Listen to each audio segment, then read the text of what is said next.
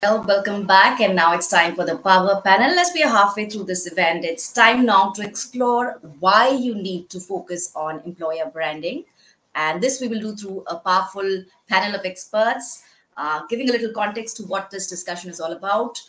With the rising power of social media and the democratization of information today, brand reputation definitely is at a greater risk. And turning employees into brand ambassadors can be a very powerful strategy to establish a strong market presence, foster customer loyalty, and also drive business growth.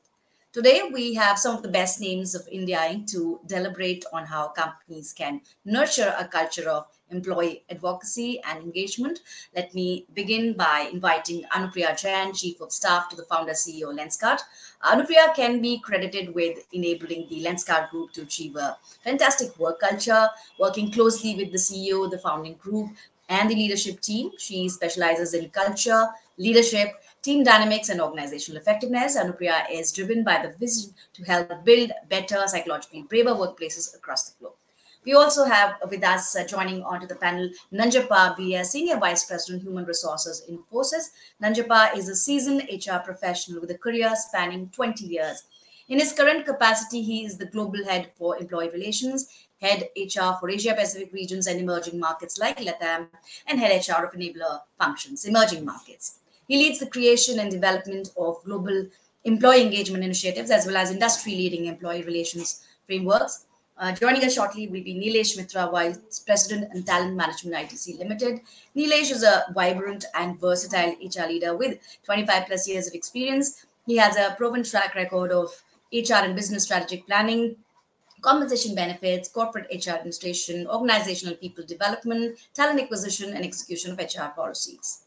I welcome Anupriya and Nanjapa for this panel. Happy to have you here.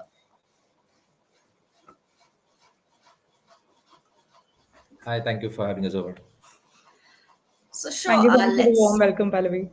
yeah, happy to have both of you, and we're expecting Nilesh also to join very shortly. I'll begin with the opening question here, and talking about the current scenario. We are living in an era where the talent community has enough and more flexibility in terms of choosing their employer of choice, and today is looking for benefits beyond just monetary compensation. So I may start with you, Anupriya. How critical do you think is the role of employer branding? I mean, we're all here, so I don't think I need to say it. But, I think overall in the last few years, and I'm almost looking at my journey as an employee and then someone who started being a first time manager to being a leader and now working with the leadership and actually working on this agenda of, how do we put ourselves forward as an authentic employer brand. I think what's becoming more and more clear is that it's not about anymore about the rosy picture. It's really about the real picture.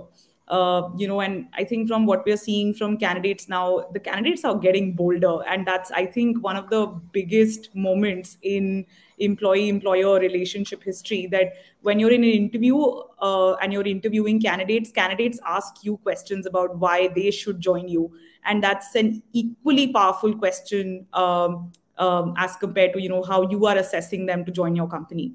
So I believe that kind of building an employer brand is an opportunity to make sure that you present exactly who you are as an employer, who you are as an organization, so that people who are thinking of joining you know exactly what to expect when they're going to come in. And I think it really then proves successful in even hiring folks who are going to more or less get very well aligned with the culture or with the ways of working, or have a more predictable success in the organization because they know what they're walking into. I remember, and I was so happy to hear from Deepthi also from Amazon. There was a very interesting picture that came on LinkedIn, when Amazon was working on their Big Billion Day. There's a very interesting picture. I think it got also almost viral on LinkedIn, where they were all in a room together at 1 a.m. working on the launch, and they spoke about how this is how they actually prep for the Amazon Big Billion Day. And there were mixed comments, right? There were a lot of people who were saying that this is something that goes beyond sort of work life balance for a lot of folks, and for a lot of folks it was the passion of the team that was coming together and doing this. And I feel, stories like these actually put forward what people at Amazon can expect if they were to come in. This is the way we work, right? And if you are someone who's a passionate entrepreneur and likes this, then you come in. And if this is not your cup of tea, then you don't come in, right? So I believe that that is why it's critical to tell your story as authentically as possible. So you're able to build that connect very transparently right from the beginning. Well, absolutely. And I also want to take up an opening comment from Nanjapa on the same, context that, how do you look at the role of employer branding in the current, scheme of things, Nanjapa? And great thoughts, Anupriya. Completely agree with some of that. Employer branding, in my view, is more relevant than ever before. And organizations, I think, will have to rethink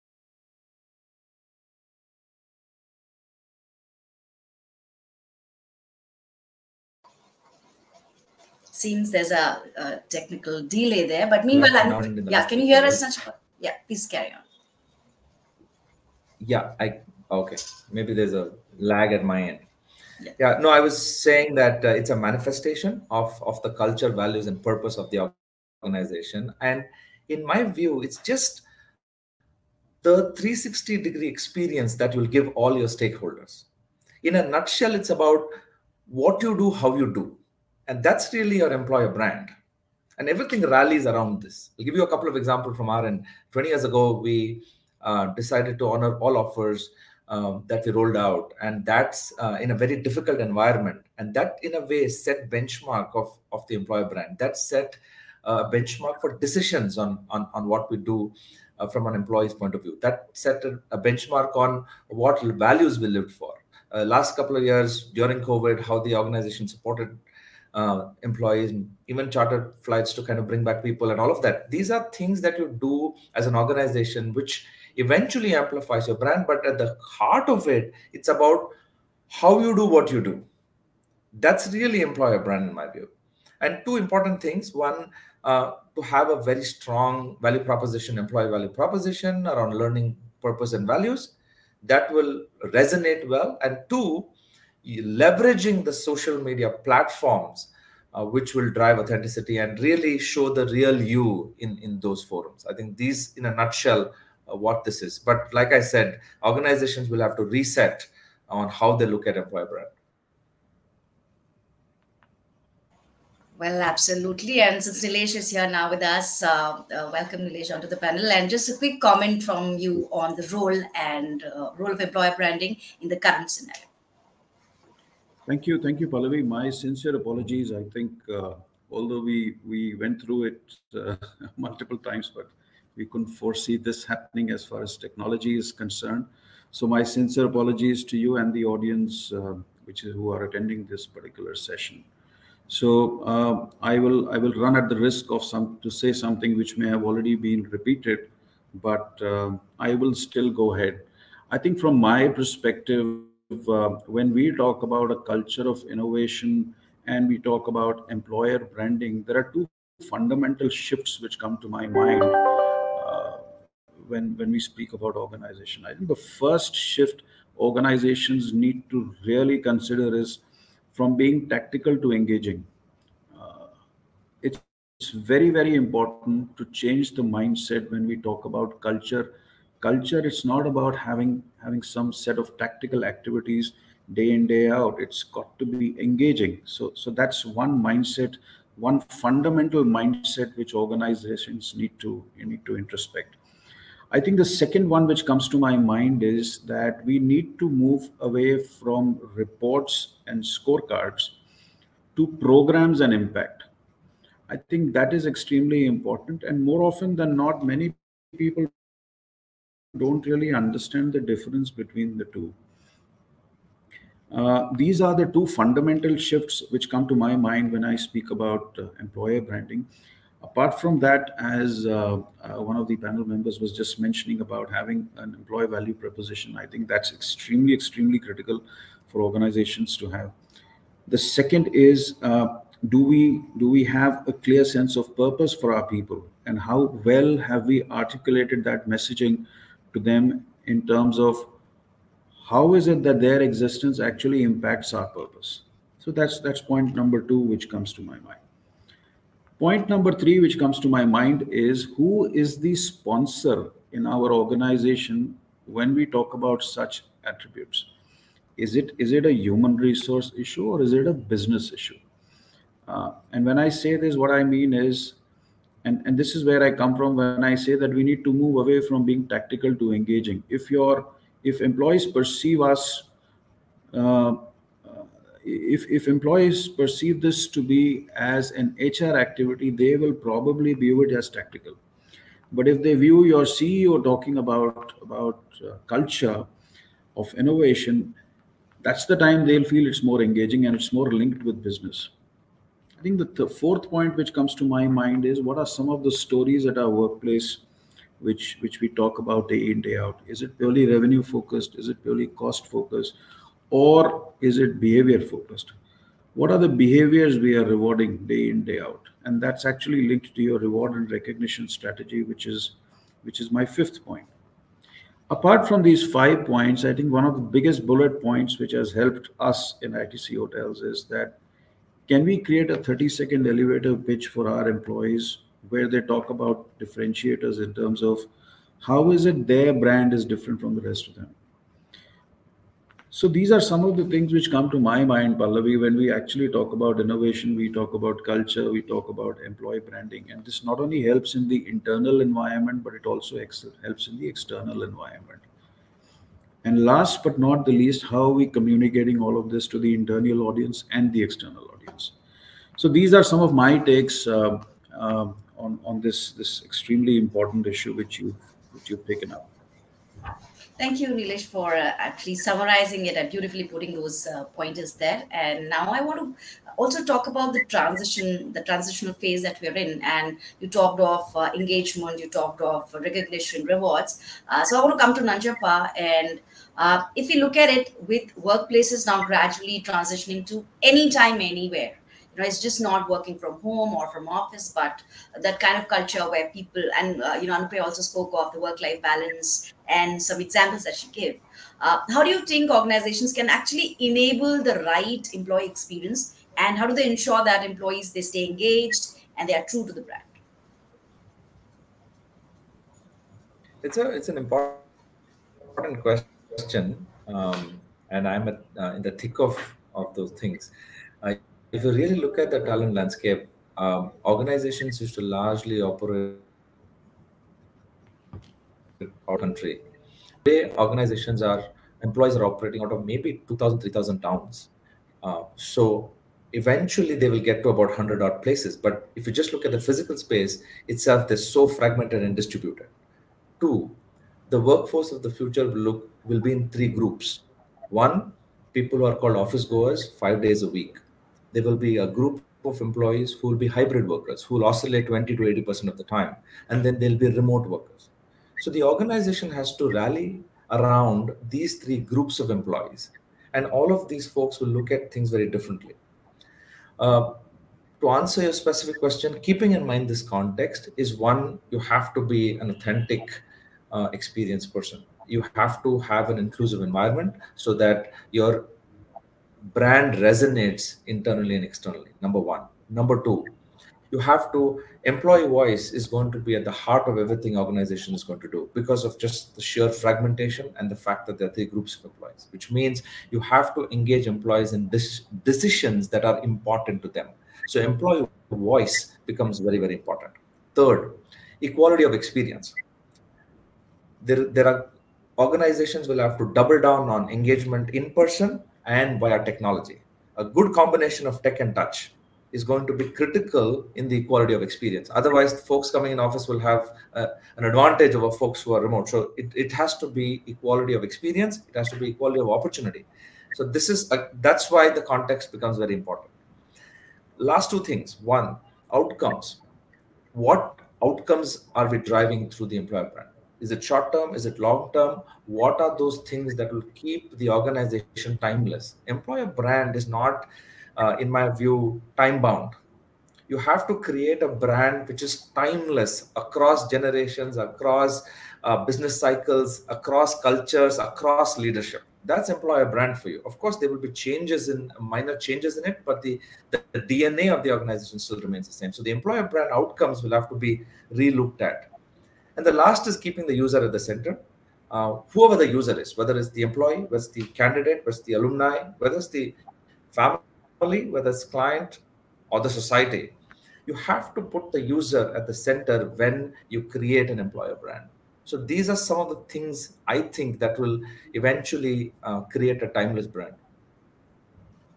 Well, employer branding is all about creating that differentiation factor and balancing a lot of stuff. So I want to come back to Anupriya now and looking at the current scenario where employees consider non-material benefits equally important as the material benefits that they get in an organization. How can companies strike a balance in their offerings, and how do they align those with the values and the business objectives? What are your thoughts? Uh, it's interesting. I mean, we can call it material and non-material benefits, Pallavi, but I like how one of the speakers also put it, right? It's really about the fuller life. Every one of us is spending what 70-80% of our lives at work. I would probably not be able to split it if I were to think of myself as an employee as well, right? I think, and if I really come down to how organizations think about it, in my experience, at least having worked with leaders, I understand that budgets honestly are not the problem.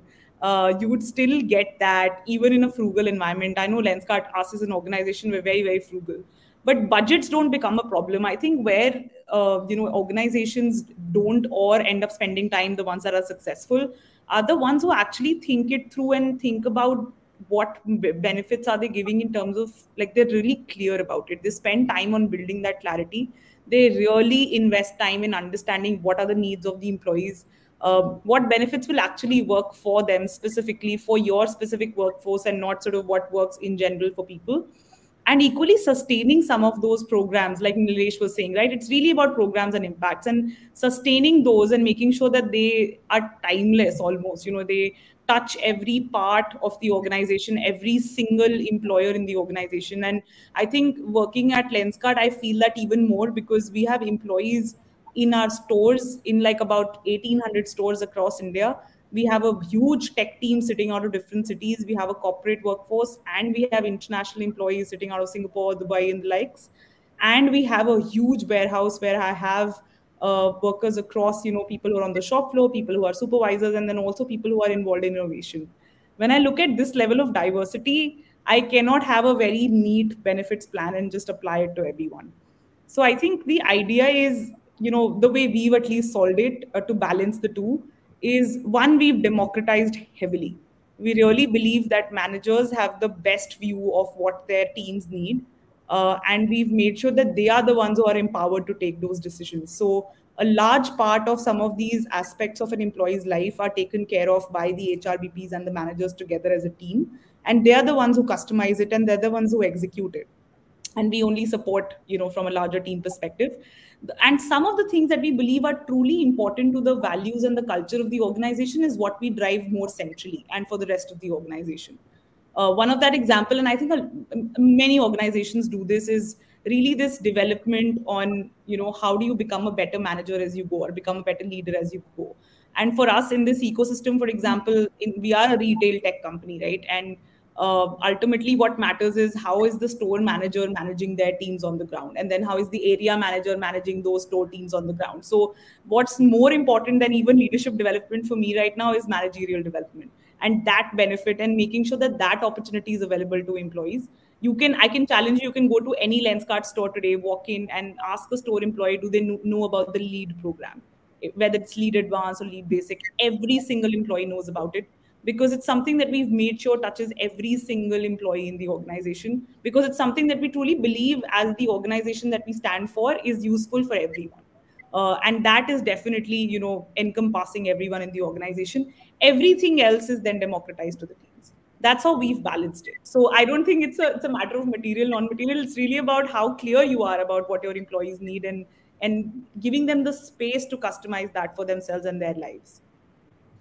Well, sure, and I would completely agree that customizing and personalizing, and as Anjapa also said, that human touch with technology is actually the key behind.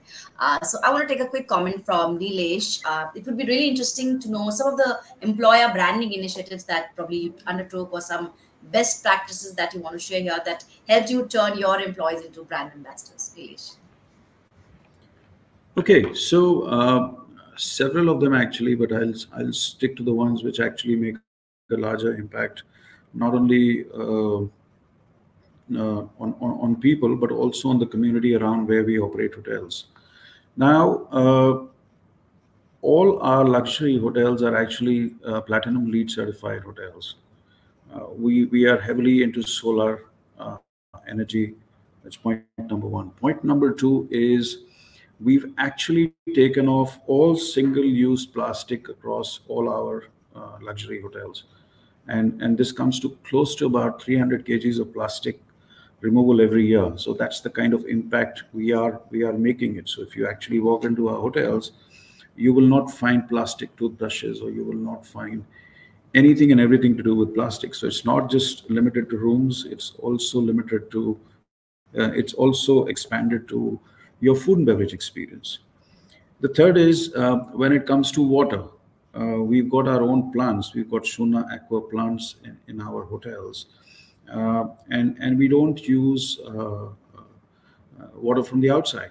So we've got a bottling plant. We bottle the water. It's processed, and these are some of these are actually the three key initiatives. Actually, the fourth one is the entire waste which comes out is recycled. So we don't just throw it off here and there. It's again recycled. So these are some of the initiatives in which we use it as part of our branding initiatives when we talk about when we've got to recruit potential talent for us. And it actually helps. Interestingly, when people apply to us, they actually ask, what are you doing about it? So ITC today is actually one of the front runners when it comes to sustainability issues at large.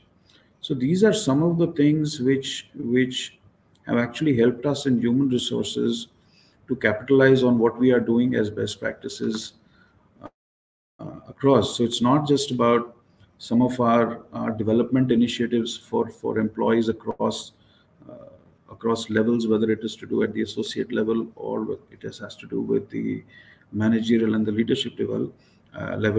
It also spans out to what some of our other departments are doing. So this collaboration has worked extremely well for us, and ITC hotels. Well, thank you for sharing those examples, and I would like to thank all of you all for this interesting session. We would have loved to, keep on discussing, but then we have other sessions also lined up for the day. So once again, thank you, Anupriya and Nanjipa and Nilesh, for sharing those insights with us and sharing your experiences with us. Thank you, Pallavi. Thank you so much. Thank you so Thank much you, for the everyone. opportunity. Thank you, Pallavi. Bye. Thank you. Bye. So, with this, we've come to the end of this fruitful discussion. We have another interesting fireside session lined up next. Thank you, all the audiences, for staying tuned in for upcoming sessions also on this platform. And thank you, all the panelists, once again, for helping us explore this side of employer branding. Stay tuned.